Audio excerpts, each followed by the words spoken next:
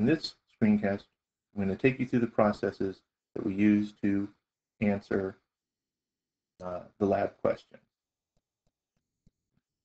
Now, taking a look at the data, you gathered the initial rates, but those initial rates were the rates of oxygen appearing. You can see from the balanced equation that there are 2 hydrogen peroxides that disappear for every 1 oxygen that does. So all we have to do is take the rates that you found for oxygen and double them. So I've made up data. This won't match your data, but what you're going to do with it will. So I took my initial rates and I multiplied them by 2. And that gave me my initial rates now in reference for the reactant hydrogen peroxide.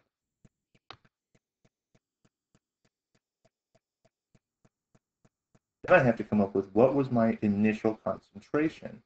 Well, we use this equation, first concentration times the first volume divided by the new total volume to get our new concentration. So for experiment 1,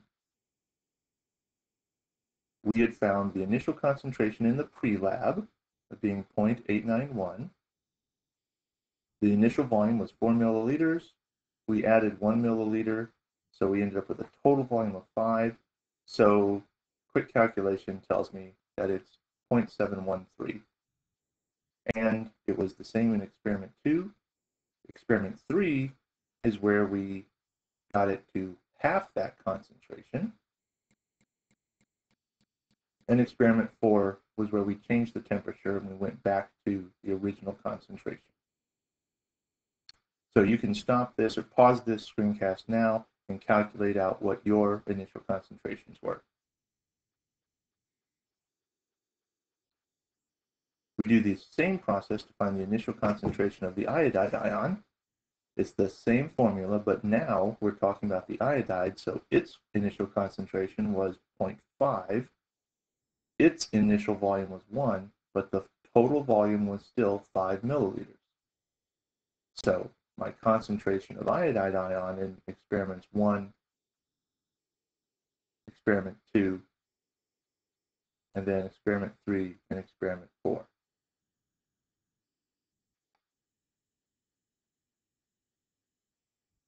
So after this, we get the kind of data that we're used to getting. These first 3 experiments are showing the rate when we have these different concentrations.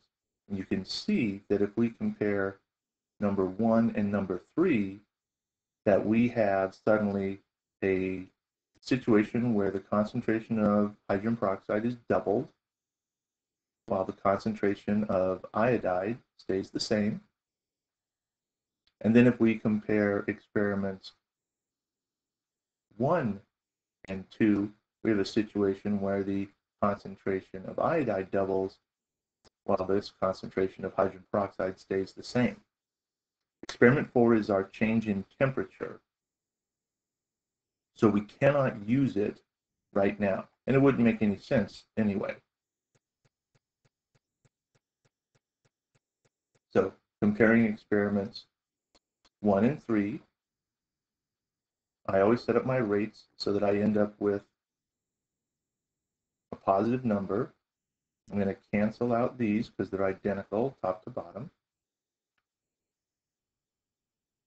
And that reduces to this term, which gets simplified to this term.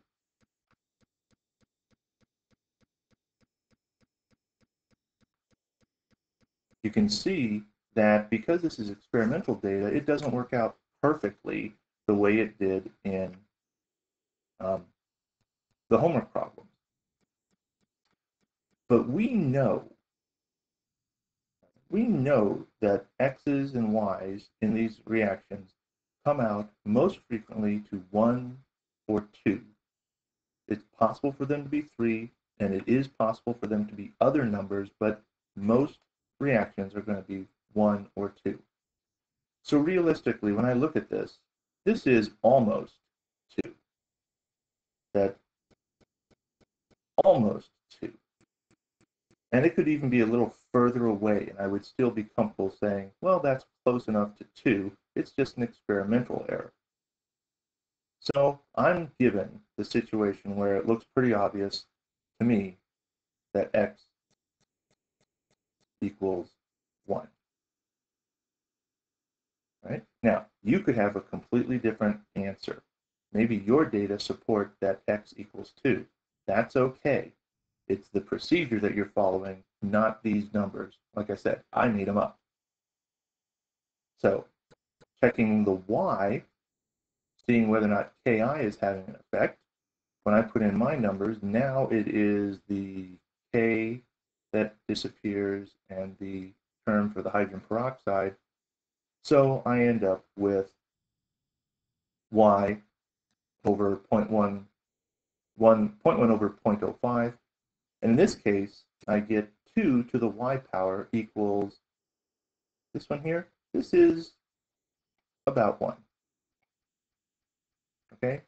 It's close enough to 1. It's certainly not a 2, and it's not a 4. So this is about 1. So that means 2 raised to what power equals 1? For this set of data, y equals 0. The ki is not having an effect. Now, you could have done something where the ki did have an effect, or your data might support that. So you could come up with not a 0. One of the reasons why the catalyst had no effect in my data set would be that both of my concentrations were above the maximum effect.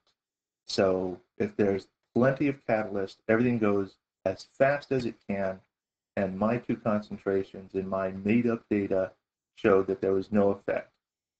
If I had a much smaller concentration of catalyst, then maybe I would see a smaller effect. So you can see a result that shows that the catalyst is having an effect. But for my data, my rate law is just going to be K times the concentration of hydrogen peroxide, because it was first order and it's the only reactant. So to find the K value, little algebra tells me that it's going to be the rate divided by the concentration of hydrogen peroxide.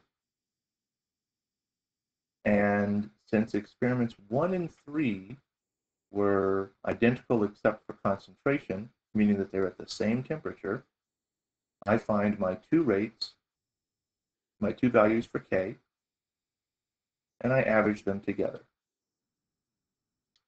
Because this is first order, notice that's the unit for the rate constant. If you have a different overall reaction order, you would have a different value for the rate constant. When I go to experiment 4, I come up with a different value, okay, because it's at a different temperature. So that different value, even though the units are the same, is the result of temperature. So keep in mind, K is temperature dependent.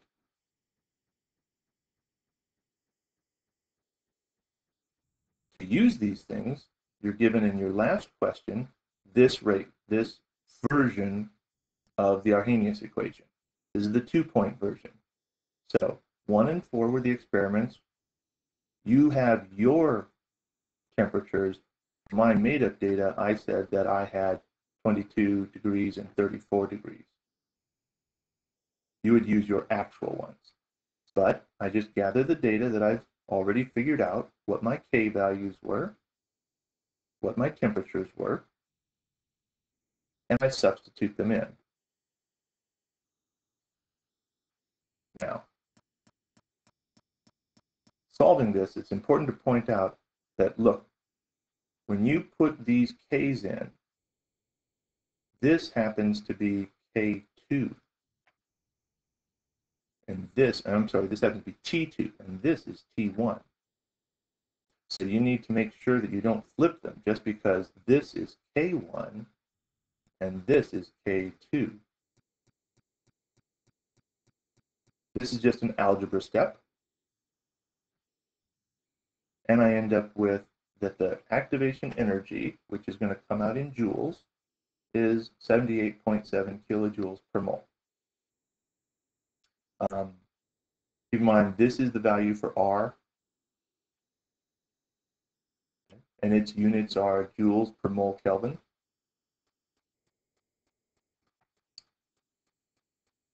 So that's why I know that this initial answer comes out, in joules. So when I report my final answer, I just slide the decimal 3 places and give you how many kilojoules. All right, you should have all the information you need to finish up your lab now.